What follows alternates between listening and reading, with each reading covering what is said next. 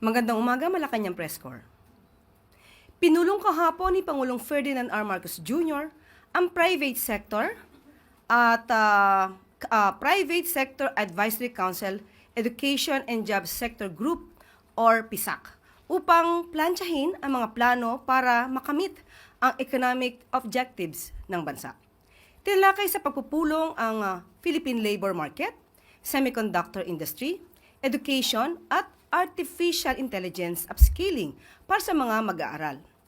Sa ulat ng PISAC, nagkaroon ng 20 simultaneous job fairs nitong Labor Day na nagtala ng 2,285 on-the-spot hires at 28 simultaneous job fairs naman noong Independence Day, kung saan nakapag-hire ng 2,372 job seekers.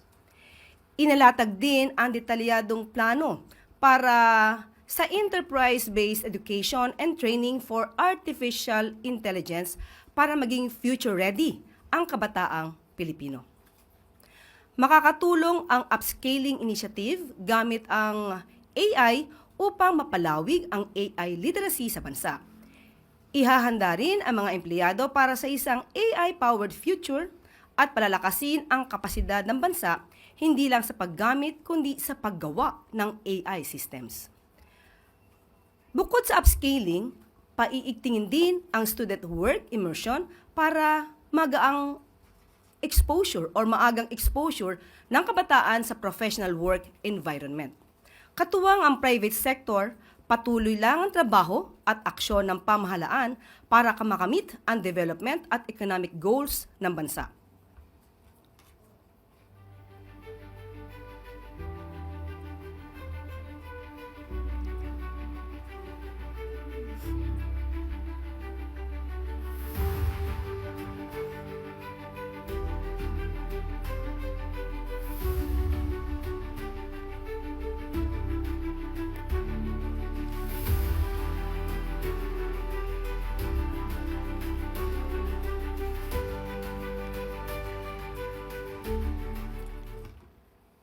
Ngayong umaga naman po ay makakasama natin si DOTR Secretary Vince Dizon via Zoom para bigyan tayo ng detalye tungkol sa iba't ibang usapin sa transportasyon. Magandang umaga, Sec Vince. Magandang umaga, Yussi Claire. Magandang umaga po sa Malacanang Press Corps at sa ating mga kababayan. Magbibigay lang po ng konting updates ang Department of Transportation tungkol sa mga nangyari nitong mga nakaraang araw. Unang-una po dito, magbibigay po tayo ng update tungkol dito sa ginagawa nating crackdown ng mga illegally operating taxis sa NAIA. Maaalaga natin na marami sa mga kababayan natin ang nag-report ng mga pang-aabuso galing sa ating mga taxi drivers sa NAIA na nag-overcharge. So last week po, nung Sabado, sinimulan natin ang crackdown dito sa NAIA. Ang LTO at ang LTFRB, as of today, ay nakahuli na ng 11 mga taxi na nag-overcharge at iba't ibang mga taxi din na either paso o mali ang ginagamit na prangkisa ng kanilang mga taxi. Lahat ng mga taxi operator na ito ay sinuspindi na habang iniimbestigahan, pati na rin ang pagsuspinde ng mga lisensya ng mga driver. Tuloy-tuloy po tayo dito, araw-araw po ang ginagawang crackdown ngayon ng LTO at LTFRB sa tulong ng Manila International Airport Authority at ng San Miguel Corporation. Importante dito siguro, Ma'am Claire, na maintindihan ng mga kababayan natin na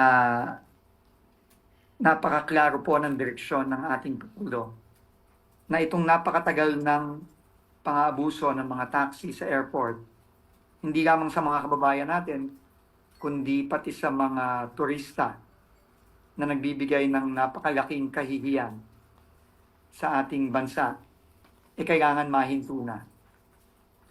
Kaya ngayon po, hindi lamang tayo nagka-crackdown, kundi nakikipag-ugnayan na po tayo sa bagong operator ng NAIA para gumawa ng mas maayos, mas transparent, at mas magandang sistema dyan sa NAIA para maiwasan na itong matagal nang ginagawa against our people. At ang isa pa na importante din, gusto nating malaman ng lahat na ongoing po ang investigation tungkol sa sabwatan ng mga taxi at ng airport police na nauna nang na-report last week. Meron na po tayong 5 tinanggal sa kanilang pwesto at ongoing po ang malalim na investigasyon. Tayo po ay nagpalabas ng special order na ina-appoint, among others, si Office of Transport Security General Ato Bisnar, na isa sa mga pinakarespetadong retired general ng PNP. Siya ang mag-lead nitong investigation na ito. Katulong si Mia GM Eric Hines. Magbibigay po tayo ng mga updates tungkol dito sa mga susunod na araw at susunod na linggo. Ikalawa po, kahapon, maalala natin, nagkaroon po ng aberya sa LRT2. Halos 5 oras po ang naging aberya mula Antipolo hanggang Cubao. Marami po sa mga kababayan natin, yung susunod pala. Marami sa mga kababayan po natin ang medyo na-late, hindi nakasakay, at humihingi po tayo ng paumanhin sa kanila. Alam niyo po, napakaluma na po ng mga sistema dito, kaya minsan po talaga meron tayong mga hindi maiiwasang aberya. Kahapon po ay nagkaroon ng problema sa kuryente at mga 5 oras bago ito naayos.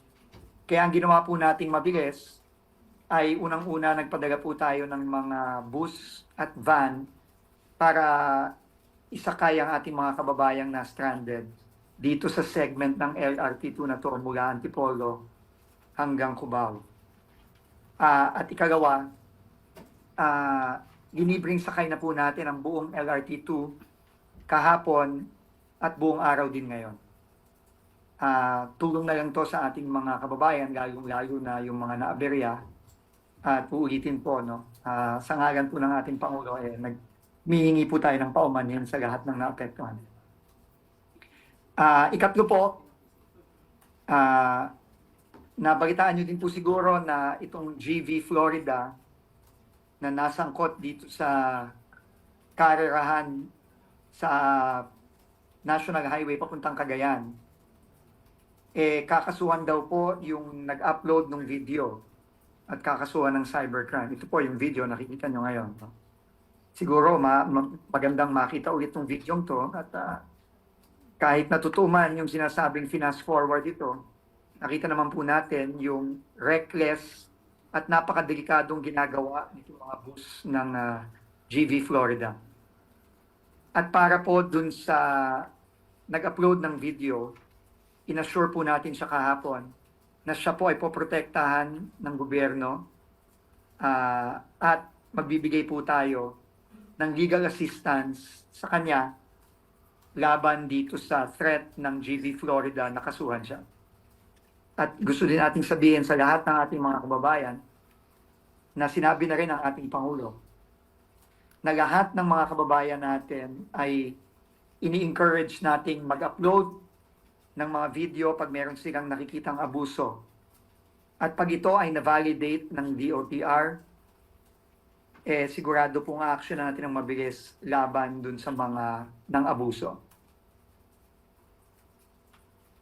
Finally po, meron tayong konting updates po tungkol dito sa fuel subsidy. Siguro meron po tayong konting mga slide ata na ipapakita. Ang fuel subsidy po natin sa taong 2025 ay naghahalagang 2.5 billion. Ito po ay intact, hindi pa po nagagamit. Meron din pong 2.5 billion noong 2024. Ito po ay nagamit na, pero meron pong natirang 617 million. No, ito pong pondong ito ay pinahanda ng ating Pangulo para immediately natin itong ma-distribute at ma-disperse ayon sa guidelines na nakapaloob sa 2025 budget. At ang guidelines po dito ay simple lang. Kapag po ang global oil price ay umabot ng o lumampas ng $80 kada barrel, immediately po ay gagamitin natin to agad-agad. Nung pong nakaraang araw, ang pinakamataas pong inabot, at ito po ay nakuha natin sa DOE, ang pinakamataas na inabot ng oil price hike sa global market ay $78 per barrel. Hindi pa po siya umabot ng 80. Pero makakasiguro po ang ating transport groups na nakahanda na po ang DOTR, ang DILG, at DICT para i-distribute agad ang pondo pagka kinailangan na ito. Siguro po magbibigay tayo ng konting detalye lang tungkol dito. Meron pong mahigit 1 milyong beneficiaries na kasama sa programang ito. Ito po ay kasama ang mga public utility vehicles, kasama na mga bus, ang mga modern jeep, ang mga traditional jeep. Ika-clarify ko pong muli,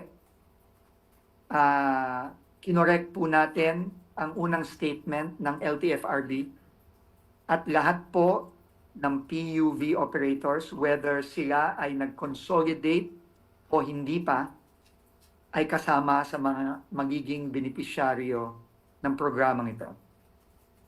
Kasama din dyan ang mga tricycles natin, mahigit 700,000. Ang magdi-distribute po nito ay ang DILG. Dahil alam naman po natin ang mga tricycle ay under sa ating mga LGUs. At ikatlo po, tutulungan po tayo ng DICT na mag-distribute sa ating mga riders at drivers sa mga ride-hailing applications tulad ng Grab, tulad ng Angkas, Movie, Joyride, etc. Ang iba't iba pong paraan ng pag-distribute ay ipapakita din po natin ngayon. Kasama po dyan ang mga existing pantawid pasada cards na hawak na ng marami sa ating mga transport workers. Kasama na rin po ang kanilang mga registered e-wallet, mga GCash at Maya. Kasama din po ang mga bank-to-bank transfer para sa mga nagbigay at na-validate na mga account. At meron din po tayong cash distribution through the Land Bank of the Philippines. So yun lang po, Yusek Claire, sa ating mga partners sa Malacanang Press Corps ang ating update, and open po tayo sa mga ibang katanungan. Maraming salamat po. Thank you, Secretary Vince. Any questions? Leth Narciso, DCRH. Good morning, Sec. Doon lang po sa aberya sa LRT, binanggit niyo po na makaluma na yung sistemang ginagamit. So ano na po yung ginagawa ng pamahalaan o gagawin para hindi na maulit ito? Alam nyo, hindi ganun kadaling ayusin itong mga sistemang ito. Ang pangmatagalang solusyon talaga dito ay dapat i-PPP na itong mga sistemang ito. Kagaya ng LRT2 at MRT3. Yun talagang pangmatagalang solusyon. Dahil habang ang gobyerno ang nag-ooperate ito, limitado tayo ng budget, limitado din tayo ng ating mga procurement rules. Ibig sabihin niyan, hindi ganun kabilis ang ability natin na mag-ayos nitong mga sistemang ito. Kaya yun talaga ang ultimate solution. Pero ang ginagawa natin ngayon, pinipilit nating mabilis na maayos ang mga aberya, pero nagdagdag na rin, ayon na rin sa utos ng Pangulo, ng mga paraan para kahit papano naman maibsan ng konti yung hirap ng mga kababayan natin kapag nadatnan ng mga ganitong aberya. So, for LRT2, meron tayong plan IPPP na ito sa susunod na taon. Tinutulungan tayo ng Asian Development Bank, ng International Finance Corporation ng World Bank para mabilisan ng ma-PPP ito. Ang MRT3 naman, tinutulungan tayo ng Asian Development Bank para ma-PPP na rin ito at tuloy-tuloy na rin ang maayos na pag-operate at maintain nitong dalawang luma ng linyang ito. Thank you, Leth. Next question, Jean Mangalus, philstar.com. Hi, Sec. Can we expect a speed up of the PUV modernization program to protect ourselves from external shocks like what's happening in the Middle East? Because right now, diba, mostly we're still running on traditional fuel, and the Fuel. PUV modernization will push us towards electric. Will we expect na mas mabilis ang pag-implement ng PUVMP? We're trying our best to implement this as fast as we can. But as we have already said in the past, ang daming problemang kailangan ayusin dito. And we cannot just fast track this without addressing those very basic problems, which essentially involve economic viability. Meaning, kailangan natin i-address yung problema ng masyadong mga mahal na vehicles. Kailangan natin i-address yung issue ng lack of spare parts and maintenance.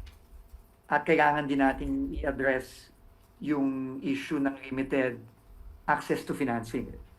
Na yun talagang nagiging problema dahil nga marami sa mga modernize nating mga operators ngayon hirap magbayad ng kanilang mga utang. At ibig sabihin nun lang nalulugi sila. So medyo masalimuot tong problemang to. Pipilitin natin pero we will be making some announcements on the major changes that will be made in the coming weeks.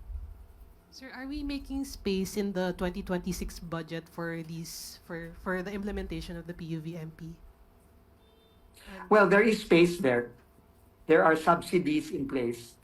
But the problem is we cannot rely on subsidies alone to modernize our public utility vehicles. This needs to be primarily market-driven, meaning the economics has to make sense. No, meaning, dapat bottom line dito, may insentibo ang mga operator at driver natin na mag-modernize dahil kikita sila. Dahil kung hindi sila kikita, kahit ano pang gawin natin, mahirap ma-incentivize ang mga transport groups natin na mag-modernize. So, there is budget for some subsidy here, as has been given in the past. But that is not a sustainable solution to ultimately modernize. Thank you, Jean. Next question, Ann Soberano. Sec, good morning. May mga panawagan kasi na suspindihin po muna ang value-added tax at saka excise tax sa mga petroleum products dahil nga sa Iran-Israel tension. Do bumaba naman po yung presyo ng langis sa world market. Pero sa panig po ng Department of Transportation, open po ba kayo sa panukalang amyendahan po ito? At ano po yung posisyon nyo dito, Sec? Thank you. Pasensya na po, ma'am, no? Hindi po ako makakapag-comment dyan, no? Yan po ay nasa purview ng ating economic team. Pero ang masasabi ko lang, ang utos ng Pangulo natin, simple lang. Kapag merong mga nangyayari sa ibang bansa, sa ibang parte ng mundo na wala tayong control at apektado ang ating mga kababayan, kasama na ang transport sector, kailangan umaksyon agad ng gobyerno. At meron naman tayong mga paraan at pondo para dito. Halimbawa na dyan ay yung fuel subsidy program natin. So, ibig sabihin nito, Sec, malamig po kayo sa panukalang... Hindi ko sinabi yon. Okay. Okay, lilinawin ko lang, Sec. Okay, thank you, Oo. thank you. Malinaw yon, wala akong sinabing ganun. Thank you, Ann. Next question, Eden Santos, Net25. Sec, good morning po regarding po sa fuel subsidy ulit. Sabi po ng Pangulo yesterday, the price of oil has not gone up, so we do not need to talk about the subsidy yet. Pero may staggered price increase po ang mga oil companies. Paano po natin pag-uumpugin ito para naman makasurvive din po yung mga dapat mag-benefits dito sa fuel subsidy? Opo, ang klarong-klaro po kasi ang ang provision ng batas. Pwede lang nating magamit ang fuel subsidy budget pagka pumalo ng $80 ang per barrel ang oil. So, ang sinabi ang ating Pangulo, klarong-klaro, dapat mag-ready tayong lahat. Kapag nangyari ito, dapat mabilis nating ma-distribute ang ating pondo para sa ating mga transport sector members. So yun ang ginagawa po natin. Handa po tayo kasama ng DICT at ng DILG para i-distribute ito agad-agad pagka nangyari itong mataas na increase sa oil prices sa world market.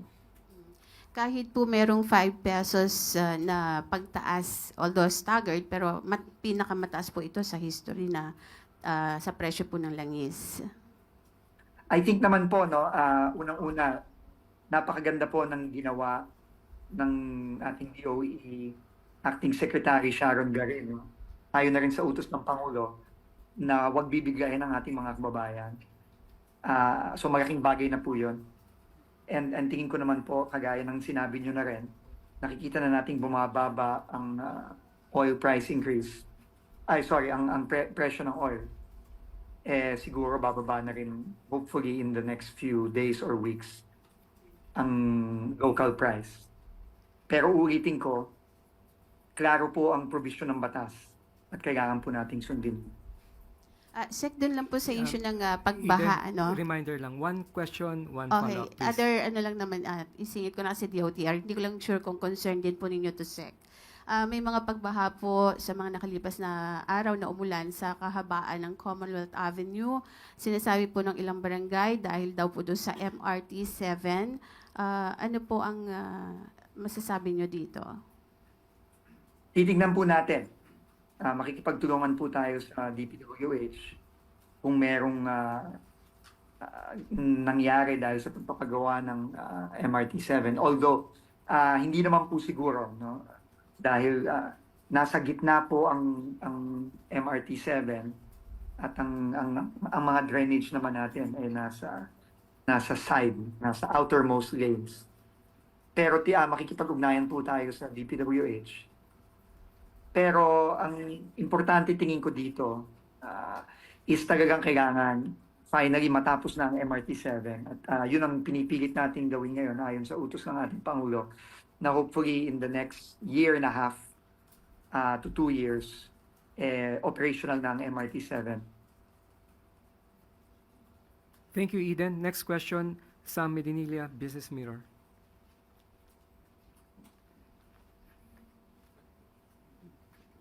Good morning, sir. Meron na po ba mga companies na nag-express na regarding po dun sa plan nila na ipa-privatize yung LRT to po? Sa pagkakaalam ko, meron ng mga kinausap ang FC, World Bank, yung ating advisor dyan. Pero siguro, no, hintayin na lang natin yung kanilang final report.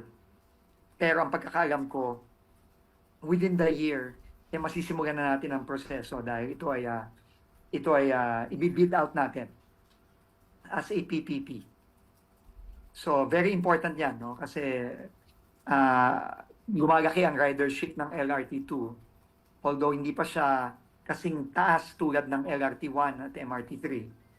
Pero dahil na rin sa extension ito hanggang Antipolo at meron tayong pinaplanong extension papuntang pier, papuntang North Harbor, tingin ko, no, kailangan na talaga natin i-PPP ito para maging long-term na ng maayos ang operations and maintenance ng LRT2. Okay, sir. Yung follow-up ko lang po, na-mention niyo po yung expansion, tapos makaka-apekto po kaya yung privatization ng LRT2 dun sa plano na expansion ng line at saka dun sa mga programs ng government, yung 1+3, tsaka yung parang 50% discount for students, kung halimbawang maging siya, operated by private sector? Hindi naman. Kasi subsidy naman talaga yan, no? Yung mga programang yan. At ginagawa na rin natin yan kahit sa LRT1 na privately operated na. So, walang epekto yan. Thank you po, sir. Thank you, Sam. Next question, Clay Pardilla, PTV4. Good morning po, Secretary. Second, the DOTR assured that the alleged 60-40 extortion scheme between airport police and taxis is not existing anymore. And what new systems are in place to ensure that overcharging incidents are being reported and responded po? Maraming salamat. Alam mo, nakakagulat talaga alam naman natin na nangyayari itong overcharging na to. Pero ang sigurong naging nakakagulat na impormasyon na nakuha natin, itong ang karapalang 60-40 scheme na sa kasalukuyan iniimbestigahan natin. So hindi ko muna masasagot yung tanong mong una. Dahil nga ongoing tayo sa investigasyon natin at iniimbestigahan natin yan both on the side ng mga taxi at mga operator at more importantly sa loob mismo ng Airport Police Division ng MIA. So pabayaan na lang siguro muna natin si General Bisnar at si GM Hines na gawin ang kanilang trabaho at magre-report tayo kagad sa publiko kapag may resulta na ito. Sir, follow-up na lang po. How many taxes are now calibrated to new flag down rate and how crucial it is po? Sa kasalukuyang minomonitor ng LTFRB yung mga metro ng mga taxi sa airport. No? Hihingi tayo ng report sa kanila kung ilan na ang na-recalibrate o meron ba silang nahuling dinadaya ang metro. Pero lahat po yan at hindi po tayo titigil. No, araw-araw pong nandyan ang LTFRB at LTO ngayon. At sana matakot na itong mga mapang-abusong mga taxi driver at pati na rin yung mga kasabwat nila sa airport police. Dahil hindi talaga natin titigilan to. Tsaka kung sino man ang mahuli dito, paulit-ulit namin sinasabi, pasensyahan po tayo. Next question, Alvin Baltasar, Radyo Pilipinas. Secretary, good morning po. Just going back doon sa PPP, doon sa MRT, tsaka sa LRT2, anong ina-expect natin na Secretary in terms of service sa riders kapag na-push through itong PPP? And may go signal na ba dito si Pangulong Marcos? Opo, meron na po. No? Alam niyo naman, ang PPP ay isa sa mga napaka-importanting programa ng ating Pangulo. Talagang gusto niyang ma-PPP ang mga infrastructure facilities natin, lalo na yung operations and maintenance, dahil nga naniniwala siya at naniniwala tayo na ang idudulot nito ay mas magandang serbisyo para sa ating mga kababayan. So, kampante tayo na yan ang mangyayari Pero gusto din nating i-assure ang mga kababayan natin na hindi ibig sabihin na pag nag-PPP tayo, ganun-ganun na lang ang pagtaas ng presyo. Dahil ang gobyerno pa rin ang magre-regulate sa fares ng mga trend natin, kasama na dito ang LRT2 at MRT3. Kaya makakaasa pa rin ang mga kababayan natin na hindi naman ganun magiging kataas ang magiging pamasahe kahit na maging private na ang operator nitong mga train system na ito. Secretary, doon lang sa pagsasampa ng kaso ng Florida Bus Transit doon sa uploader. Do you see this as possible harassment doon Absolutely. sa nag-upload? Absolutely. Harassment yan. No, klarong-klaro. In fact, inutusan ko ng LTFRB na talagang sabihan ang GV Florida na kung ipupursue niya yung kaso against yung kababayan natin na nag-upload, talagang makakabangga niya ang buong DOTR at ang buong gobyerno dito. Hindi ko alam kung gusto niyang gawin yun. Kasi hindi talaga papayagan natin. Paulit-ulit na sinasabi ng Pangulo natin na gagawin natin ang lahat para maging safe ang ating mga kababayan sa kalye. At dahil nga dyan, ini-encourage din ang mga kababayan natin na mag-report ng pang-abuso. Kaya itong harassment na to, hindi natin papayagan ito na gawin against our concerned citizens na ang gusto lang naman mag-report ng pang-abuso para maging safe ang ating mga bayan. Maraming salamat, Alvin. Next question, Tuesday New, DZBB. Good morning, Secretary. Alam naman na po natin na hanggang ngayon po nakabitin pa po yung pagpapalabas ng fuel subsidy dahil nga po bumaba na yung presyo ng langis sa world market. Pero habang nakabitin po yan, yung ating mga drivers and operators ng public transport ay pumapasan din nitong bigat nung mataas pa rin namang presyo ng langis. Wala po bang chance na papagbigyan yung kanilang hiling na provisional increase sa pamasahe para habang nakabitin yung fuel subsidy, kahit papano mayroon din daw po naman silang mapakinabangan kahit yung piso lang na hirit na provisional increase? Pag-uusapan po natin yan, no? Kasi kailangan, alam nyo naman na kailangan nating balansehin din yung epekto ng pagtaas ng pasahe sa ating mga commuter, sa ating mga kababayan. No, kailangan pag-aralan natin at ibalanse natin ng mabuti yan. So ikukonsulta na po natin yan sa ating economic team para makakuha tayo ng guidance. With no more questions, Yusek Claire. Maraming salamat po. God bless po. Maraming salamat, Sec Vince. At maaari po akong kumuha ng inyong mga katanungan. Again, reminder po, one main question, one follow-up question. First question, Eden Santos, Net 25. Good morning po, Yusek. Regarding po dun sa flood control project ng gobyerno po natin, kumusta na po ang status ng mga proyekto since panahon na po ng tag-ulan at nakakaranas na rin po ng mga pagbaha sa iba't ibang lugar, especially po dito sa Metro Manila? Sa ngayon po ay wala pa po akong detalye at hindi pa po natin nakakausap si Secretary Bonoan. Pero malamang po by next week ay makakakuha na po ako ng detalye.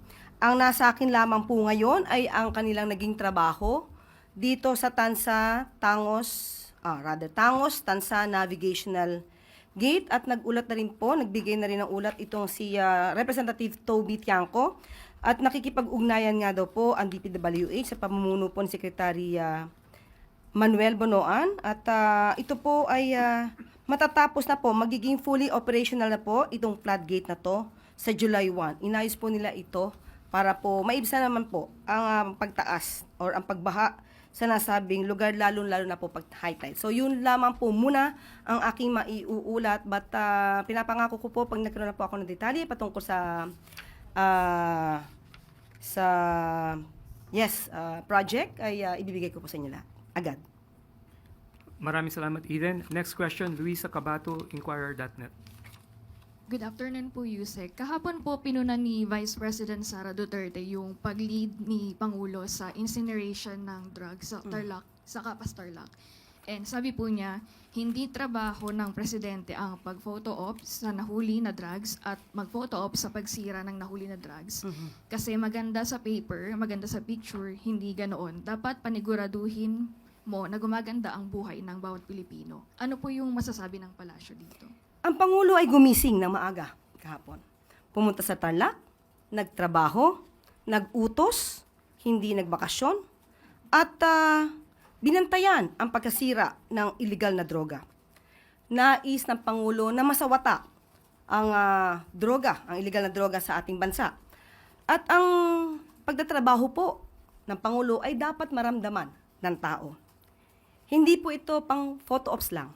Ito ay nagsisilbing babala sa mga kriminal. At nagsisilbi rin po itong inspirasyon sa taong bayan na nagnanais na masawata ang illegal na droga.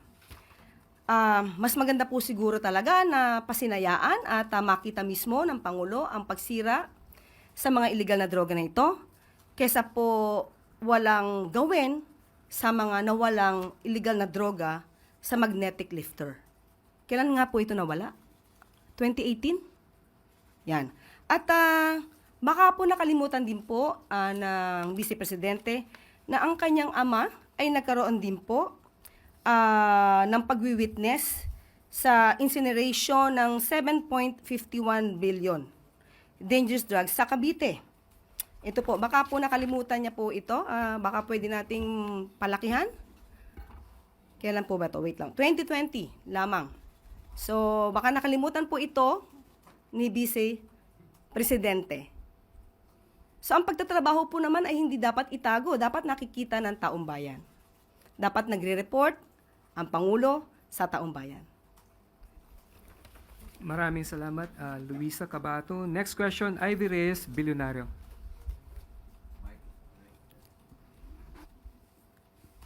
Hi, Isa. Good morning. Still on VP Sara po. May sagot po siya sa statement ng Palasyo on her overseas trips. Hindi niya raw po alam kung hindi niyo lang naiintindihan or, and I quote, bobo lang talaga yung administrasyon. She also confirmed that her trips are indeed personal but that she never used any government money. And speaking of, yun po. Okay po, nakita po natin kung paano po sumagot ang Vice Presidente. Napaka-emosyonal. Sabi nga po natin, may kasabihan po na when emotions are high, intelligence is low. Never speak out of anger. Dahil maliwanag po sa ulat na personal trip ang ginawa po niya. At hindi natin kino-question. Ang sabi po natin noong nakaraan ay it's her choice. Kung diyan po siya abala sa kanyang private or personal trips with her family. Pero hindi po niya kasi ibinunyag na gagawa siya di umano ng official functions. Magiging magkaiba po yun kung ang sinabi niya po, kahit po sa inyo, sa media, na personal trip, pero meron po pala siyang gagawing official functions. Kasi magkakaroon po dito ng ethical and accountability concerns. Since siya po ay medyo emosyonal, kahapon yata po yun, nabanggit niya nga po na hindi lang ito personal trip. So, ang tanong natin, kung hindi to personal trip, sana ay naging tapat siya sa pagsasabi kung ano ba ang dahilan ng kanyang pagpunta sa Australia. At hindi naman ito tututulan ng administrasyon. At ginamit niya ang OVP Facebook. Ito ay parte ng gobyerno, pero pang personal trip. So, magkakaroon po talaga ng confusion, conflict of interest. At ngayon, na inamin niya, sinabi niya na siya ay nagtatrabaho bilang Vice Presidente, lumabas siya ng bansa, kailangan na po siyang mag-ulat sa bayan. Ano ang ginawa niya sa Australia? Ano ang naging resulta ng kanyang official function sa pagganap sa kanyang official functions sa Australia? At kailangan din niya pong iulat sa taong bayan kung sino yung mga kasama niya at kung lahat ba ng kasama niya ay pinondohan lamang niya. Kasi po, naging official functions ang sabi niya. Talagang kailangan niya na pong magulat. Kung private or personal trip po yan, hindi naman po talaga kinakailangan niyang iulat kung anong ginawa niya. So, dapat may result po na maganda sa bansa yung kanyang paglakbay o kanyang mga paglalakbay sa iba't ibang bansa. Kaya, muli, bayan o sarili? Tanong yan ni General Luna. Follow-up na lang din po. She also said that she's the front-runner for the 2028 presidential race. So the admin pushed for her impeachment to eliminate the front-runner and that it's the intent of the president to stay in power. Siguro yan po ang nais niya maging naratibo, ipakita sa taong bayan, pero nawawala po yung issue patungkol sa kanyang accountability tungkol sa confidential funds at iba't iba pang mga complaints na napapaloob sa articles of impeachment. Siguro po nais din po natin malaman ang katotohanan at wag lang pang pong magtago sa naratibo na siya yung frontrunner para sa 2028 presidential election. At sabi nga natin, kapag ikaw ay taong bayan, ikaw ay taong gobyerno at public servant ka, obligasyon mo na ipakita lahat at sagutin ang mga issue na kakapalooban mo o nasa kakasangkutan mo. So, ina-expect po natin yan kay VP Sara dahil talagang mukhang diversionary tactic po ito. Thank you po. Thank you, Ivy. Follow-up question, Alvin Baltasar, Radyo Pilipinas. Yusek, doon sa travel pa rin ni VP Sara, may you know, kung, kasi ang alam natin, whether official or personal travel, kinakailangan merong mag-issue ng travel order. Sino ba ang nag-i-issue ng travel order? Humingi po siya sa Office of the President at siya naman po ay napayagan. Pero kung sino man po yung mga delegado po niya, sa opisina niya po ito, manggagaling. So, sabi nga niya po, official function ito, so kailangan niya po mag-report sa taong bayan kung sino-sino yung kanya mga naging kasama at kung lahat po ba ito ay sinagot niya ang mga gastusin. Ito doon sa part ng official trip niya, obligado siya na magpasa ng liquidation, Yusek, ano? Sinabi niya po kasi, official functions, kasi kung hindi po siya official function at personal trip at pera niya po ang ginamit, hindi po ito magkakaroon ng issue. But since inamin niya na nagtatrabaho siya di umano sa Australia, so kailangan niya pong mag-report di lamang po sa gobyerno, sa taong bayan. Kasi sinabi niya po na nagtatrabaho siya. So ano ang naging result nito para sa taong bayan? So yun po yung pinaka-importante doon. At so yun po. Thank you, Alvin. Follow-up question, Eden Santos.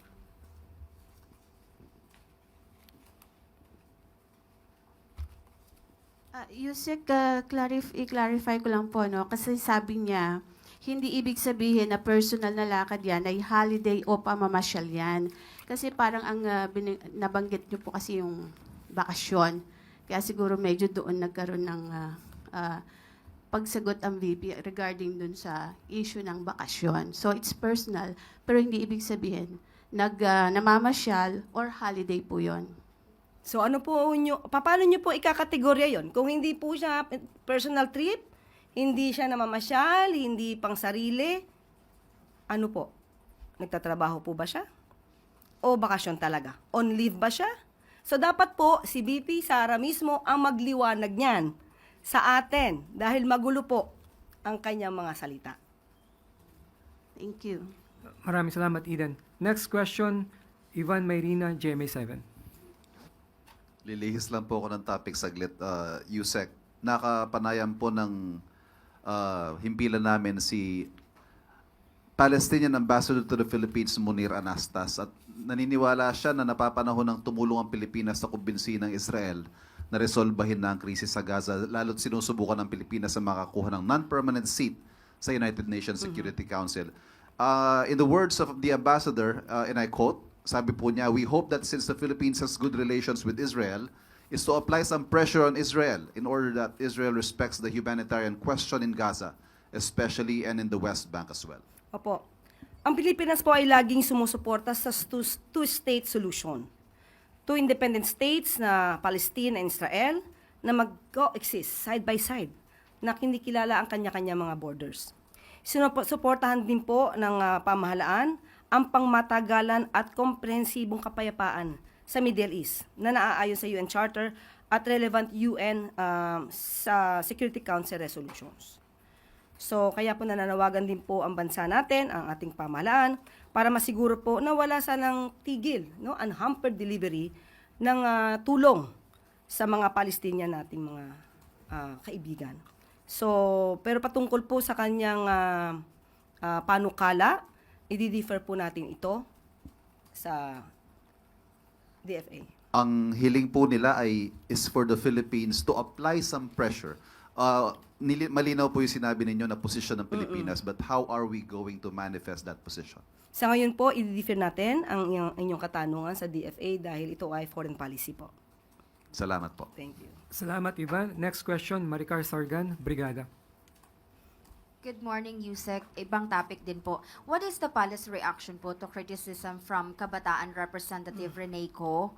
And I quote, ito po yung sabi, kahihiyan ang Pangulong ito na sunod-sunuran sa dikta ng mga dambuhalang korporasyon. He merely follows the whims of these corporations. Hinarangan na nga ang pagtaas ng sahod ng mga manggagawa at hinayaan pa ang pagtaas ng presyo ng langis. Although DOE Acting Secretary Sharon Garin said nakaraan na it was the President who asked o who appealed to the oil companies na i-stagger yung price hike ng oil. Ano po reaction ng Palas, ma'am? Opo, sana po medyo maliwanagan po ang Kabataan Party List kung ano po ba talaga ang ginagawa ng Pangulo. Unang-una po, sinabi niyo po yata, hinadlangan na ang pagtaas ng sahod. Hindi po naghahadlang. Gusto po nating i-correct yan. Hindi po humahadlang ang Pangulo sa pagtaas ng sahod. Makikita po nila yan sa record po, sa Regional Tripartite Wage Board natin. Taon-taon po, yan po ang hiling ng Pangulo na magkaroon po ng pagtaas ng sweldo. Kung ito pong hinihiling nila ay 200 peso wage hike, yan po ay nasa Kongreso. Kung hindi po nagkakasundo sa ngayon, ang House of Representatives at ang Senado, at hindi po pwedeng basta po magdikta ang Pangulo. Hindi po ba ayaw natin ng isang leader na diktador? Ayaw natin ng leader na hindi nag-iisip. Ayaw din natin ng leader na puppet lang. At ayaw natin ng leader na nagbabakasyon lang. So tandaan natin, sinabi po ni DOE OIC Sharon Garin na ang presyo ng krudo ay nababase po sa global market forces. At meron po tayong oil deregulation law. So, kung nais po talaga na madiktahan ang presyo ng krudo, mas maganda pong gumawa na agad ng batas at magbalangkas na rin ang Kabataan Party List patungkol po dito. Para kung meron na pong batas, ay mai-implement po at mai-enforce po ng Executive Department. Maraming salamat, Maricar Sargan. Next question, Lef Narciso, DZRH. Good morning, Yusek. Ma'am, plano po ng Amerika na buwisan ang remittance ng mga foreign workers sa US. Although ito ay pinagdedebatehan pa naman sa US Senate. Pero alam naman po natin na ang remittance malaki ang ambag sa ekonomiya ng ating bansa. Ang sabi po ng Ibon Foundation, this is something that the Philippine government should raise directly with the US. Ano po masasabi ng palasyo? Opo, nakipag-ugnayan po tayo sa Department of Finance at ayon po sa DOF's Chief Economist, ito po, and I quote, out of the 4.4 million overseas Filipinos in the US, only 20% will be affected by the proposed tax proposal, which is seen to take effect on January 1, 2026, if passed. The tax will affect non-US citizens, including green card holders and those with working visas, H-1 visa holders. Although 41% of the remittances are routed to the US, not all of these are from Filipinos in the US because remittances are routed to the U.S. via correspondent banks. The expected loss in remittances might only be as much as $100 million out of the out of the 36.5 billion projected remittances in 2026. The estimated effect is minimal decline of 0.003% of GDP. While we see the estimated effect is minimal in the economy, it may be substantial for many families who solely rely on the remittances from a family member in the U.S., talking about non-U.S. citizen. Based on the BSP survey, about 97% of the remittances are spent on food and other household needs. So, nagbigay po sila ng example. Ang halimbawa daw po, the tax for a $100 remittance is only $3.50. So essentially, only 96.5 or $96.50 will be received by the family in the Philippines. Bukod po dyan, ma'am, concern pa rin ng mga Pilipino sa US yung mahigpit na immigration policy ng Trump administration. Are we still pushing po yung earlier plan of the President to meet with President Trump? Wala pa po sa akin nakakarating. Sorry po, magbibigay na lang po ako ng detalye sa susunod. Hindi pa po ako nabigyan ng detalye patungkol dyan. Maraming salamat, Leth. Next question, Alvin Baltasar, Radyo Pilipinas. Yusek, doon sa PISAC meeting kahapon, Yusek, natalakay po ba yung posibleng job offers sa mga OFW na inire-repatriate from Israel and Hindi po doon na pag-usapan in particular kasi meron naman pong ginagawa ang OWA at ang DMW na proyekto para sa mga na-repatriate na mga OFWs natin. Ito nga po yung binanggit natin na 150,000 pesos. Ito yung manggagaling paghahatian, 75,000 from DMW Action Fund at 75,000 from OWA Emergency Repatriation Fund. At yun nga po, ang accommodation and transport assistance will also be provided by the OWA. Lalo-lalo na po yung mga nakatira po sa probinsya. At magkakaroon din po ng livelihood assistance and training vouchers assistance na ibibigay po ng National Reintegration Network members. Katulad po ng DTI, DSWD, and TESDA. Pati po yung DOH, magbibigay din po ng medical assistance. So far, yan po lang ang detalye na maibibigay ko na tulong sa mga kababayan natin na magbabalik. Salamat po, Yusek. Maraming salamat, Alvin. Next question, Chloe Hofana, Business World. Good afternoon po, Yusek. Is the government po reassessing its target economic goal growth po for this year considering the Middle East conflict as well as the American tariffs? Actually, sabi nga nila medyo premature pa kung tatanggalin natin yung balak, yung goal. So far, tignan po natin, nagmo-monitor naman po sila sa bawat mangyayari, pero yung goal pa rin po ng growth natin ay nananatili pa rin, na yun pa rin yung goal. Thank you po. Thank you, Chloe. Last question, Kath Valiente, Manila Times. Good afternoon. Good morning, Papa. Good morning, Yusek. Hingin lang po namin if the President has accepted the resignation of Secretary Anton Lagdameo and follow up din po kung ano na pong update doon kay Secretary Galvez, kay Secretary Gadon, and sa atin din po Presidential Assistant on Maritime Affairs, Andres Centino, kung na-accept na rin po ba yung or rejected? So far, wala pa pong pinaparating sa atin. Kapag ka po mayroong bago na desisyon patungkol po sa mga naghain ng courtesy resignations, ay ipapaabot ko po sa inyo. Pero sa ngayon po ay wala pa. With no more questions, Yusek Claire. At bago po tayo magtapos, kahapon, June 25, ay tumungo si Pangulong Ferdinand R. Marcos Jr. sa Capas Tarlac para pangunahan ang pagsunog sa halos 9.5 billion pesos na halaga ng illegal na droga. Ikinagalak ng presidente ang agarang pagsira sa mga nakumpiskang kontrabado. Aniya, salot sa lipunan ang ipinagbabawal na gamot. Kaya, Nararapat lang na wasto ang pag-dispose nito at hindi na muling ikalat pa. Kasama ang mga kinatawan ng iba't ibang ahensya na saksihan ng Pangulo ang pagsunog sa higit 1.5 tons na illegal drugs. Binigyan diin ng Pangulo ang pangako ng administrasyon. Hindi titigil ang gobyerno hanggat hindi na uubos ang mga malalaking sindikato ng droga.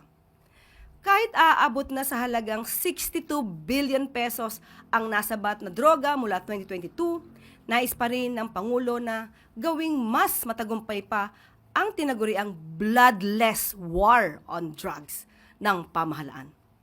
Kaya ang utos ng Pangulo sa PIDEA at PNP, siguraduhin ang integridad ng lahat ng operasyon mula bypass hanggang proper disposal.